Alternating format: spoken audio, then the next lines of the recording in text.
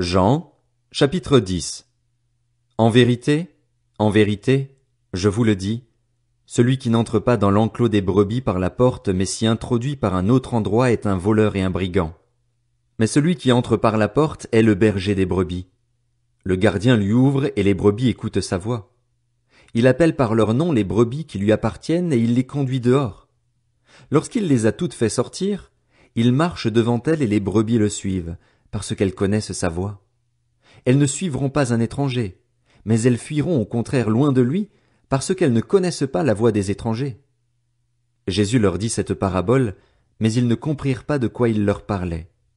Jésus leur dit encore, en vérité, je vous le dis, je suis la porte des brebis. Tous ceux qui sont venus avant moi sont des voleurs et des brigands, mais les brebis ne les ont pas écoutés. C'est moi qui suis la porte. Si quelqu'un entre par moi, il sera sauvé. Il entrera et sortira, et il trouvera de quoi se nourrir.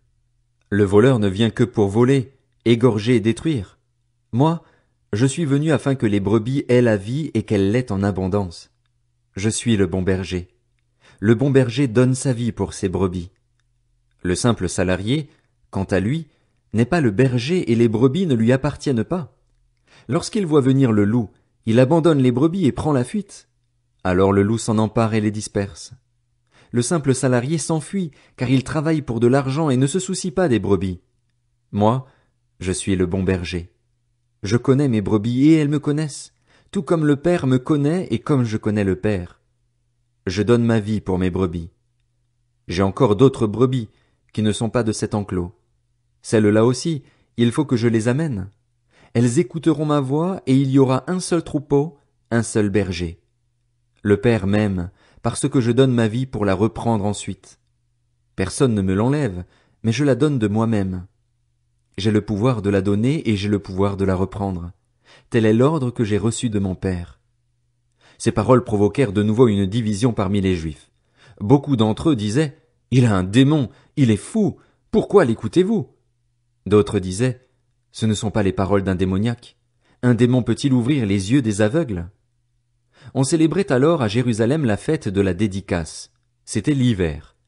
Jésus marchait dans le temple, sous le portique de Salomon.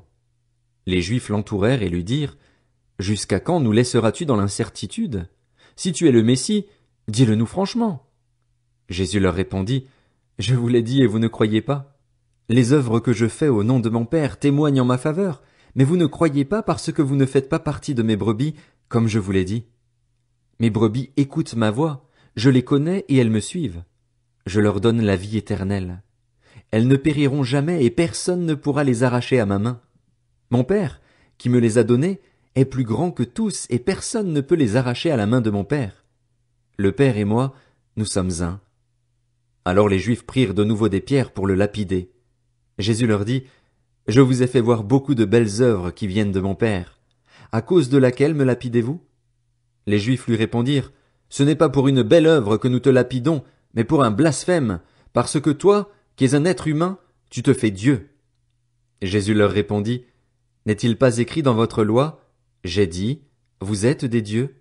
S'il est vrai qu'elle a appelé Dieu ceux à qui la parole de Dieu a été adressée et si l'écriture ne peut pas être annulée, comment pouvez-vous dire à celui que le Père a consacré et envoyé dans le monde, tu blasphèmes, et cela parce que j'ai affirmé, je suis le Fils de Dieu? Si je ne fais pas les œuvres de mon Père, ne me croyez pas.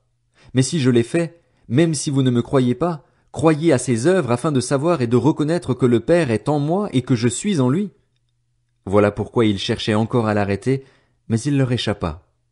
Jésus retourna de l'autre côté du Jourdain, à l'endroit où Jean avait d'abord baptisé, et il y resta. Beaucoup de gens vinrent vers lui. Ils disaient, « Jean n'a fait aucun signe miraculeux, mais tout ce qu'il a dit à propos de cet homme était vrai. » Et là, beaucoup crurent en lui.